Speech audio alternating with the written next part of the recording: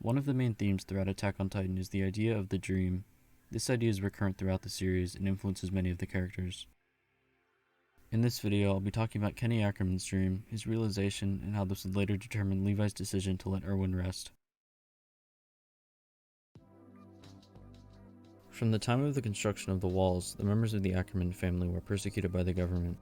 The King of the Walls used the founding Titan's scream to erase his people's memories of the outside world. But this ability only affects Eldians and not other races. As a result, the Ackerman's memories could not be erased. Information about the outside world being spread within the walls would disrupt his plan, and so he made an offer to the other bloodlines. They could either serve him and join the ruling class, or could oppose him and be persecuted. The Ackermans opposed the king's self-destructive ideology, and so they and their surviving descendants were subjected to a lifetime of persecution. Having watched his family suffer under the rule of the monarchy, Kenny Ackerman devoted his life to exacting revenge against those that had oppressed his family.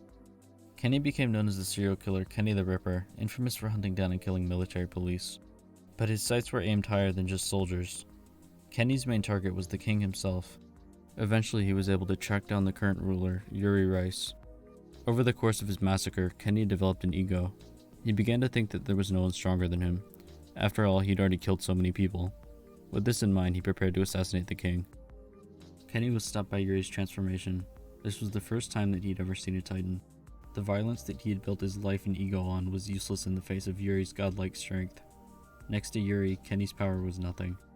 His delusion of being the strongest crumbled, and he begged for mercy at Yuri's hands. But the death he anticipated didn't come, as the men he had just tried to stab in the back gently placed him down and begged for his forgiveness. Yuri understood what he and the kings of the past had done to the Ackerman people for the sake of their dream. Kenny didn't understand why his violence was repaid with kindness. In that moment, whatever was left of his grudge faded. His understanding of the world was shaken, and he devoted his life to helping Yuri from that point on. Kenny continued to live through his violence, but from this moment on, rather than violence for the sake of a long-forgotten grudge, he committed violence in the name of Yuri's power. Kenny resented himself for the way that he lived. It was this resentment that caused him to abandon his dead sister's son, Levi. When Yuri passed on, his successor Frida took over his power. Soon enough, Frida had the same kindness that Yuri had previously. Yuri was so overwhelmingly powerful that Kenny's violence was insignificant to him. He had the power to show kindness to even worthless people like himself, Kenny thought. Now Frida had that power and that same kindness. He wondered if he had that power too, could he be kind in the same way? Kenny's dream had formed, and he fully devoted himself to this pursuit of godlike power.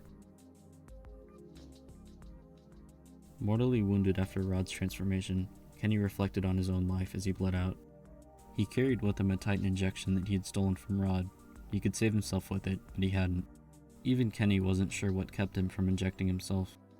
But in his last moments, he began to finally understand why Yuri had shown him compassion on that day.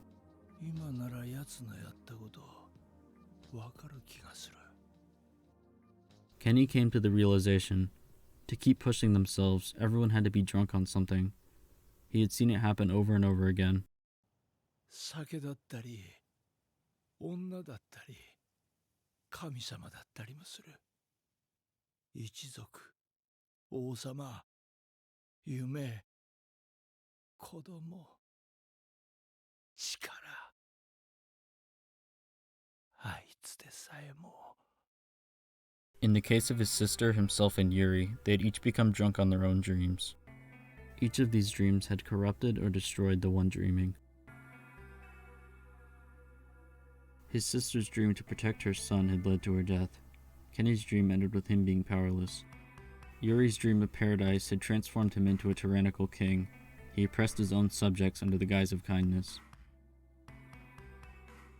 Kenny realized that if he were to inject himself, he might survive, but his dream would have destroyed him like the others he had seen. Kenny let go of his dream, placing it in the hands of Levi, the adoptive son that he'd abandoned due to his own self-hatred. The compassion that Kenny wanted could only be reached once he was free of the dream that he was drunk on. Kenny acted truly kind in his final moments. Several months later, the battle to retake Shiganshina was underway. With the scouts trapped between the beast and colossal titans, the situation looked hopeless. Levi began to plan to have Eren evacuate with as many scouts as possible to prevent a complete destruction of the Survey Corps. However, Erwin had begun to formulate a new plan for victory. When Erwin was a student, he once raised his hand to ask the question, how did they know that there were no humans surviving beyond the walls? His father pretended not to hear the question and continued on with the lecture. But later that evening, his dad explained that all the information they had was distributed by the government and was full of contradictions. Government censorship alone, though, didn't explain why no information had been passed down through generations. His dad came up with a theory to explain this, that somehow the King of the Walls had the ability to alter people's memories to make them forget the truth of the outside world. Erwin began to share his father's theories with the other students, and soon enough the military police took notice. His father was tortured and executed for getting too close to the truth that the Ackermans had been persecuted for. From this moment on, Erwin became obsessed with finding the truth of the world that his father had been murdered for. Faced with the choice of dying at the cost of never being able to achieve his dream, Erwin finally dropped the facade he had kept up for his tenure as commander. For the first time, he was honest about his intentions to Levi. Everything that he had done, all the sacrifices he had made and all the speeches he had given, had all been with this goal in mind. Ignoring Levi's objection, Erwin had come to oversee this battle himself, just because he wanted to be present when the truth was uncovered. As Kenny had once been drunk on power, Erwin was now drunk on the truth. This single-minded goal had begun to rob Erwin of his humanity. Every moment, Erwin felt the eyes of his fallen soldiers watching him and judging him. The weight had begun to crush him, and now he was presented with two possibilities. He could retreat from this failed mission, continue to live under the control of his dream, and hope that one day he would have another chance at learning the truth. The other choice was to give the scouts a chance at victory, at the cost of he himself never learning the truth. Levi realized that Erwin's obsession had begun to destroy him. He wondered what retreating here would mean for Erwin. Would the best thing for Erwin be to throw the lives of the scouts onto the pile of corpses just to have another chance at achieving his nebulous dream? And then what would happen once he achieved his goal? What would be left for him? Erwin, unable to make the choice himself, placed his dream in Levi's hands. Levi told him to die for the scouts. He couldn't make the decision for himself, but he allowed Levi to do so for him.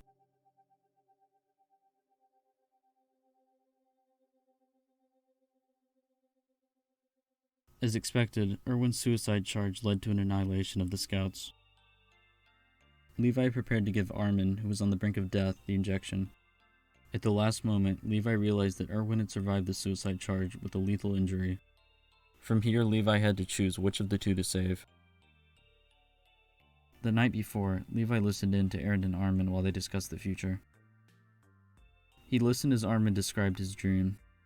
Armin had joined the Survey Corps because he wanted to see the outside world. In other words, Armin was driven by curiosity. It's important to understand the difference between Erwin's dream and Armin's dream. The difference lies in the drunkenness that Kenny referred to. Those who were drunk desperately clung to their dream as a means of seeking purpose. However, Armin's dream was different.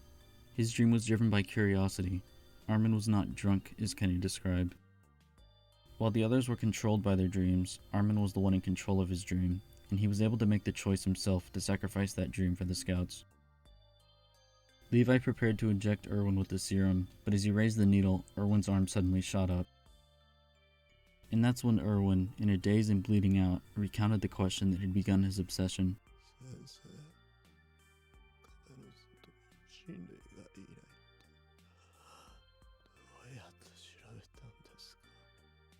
Levi finally understood everything. He understood what Kenny had told him and why he had been entrusted with the injection and Kenny's dream. And he understood that Erwin could never be free of his dream so long as he lived.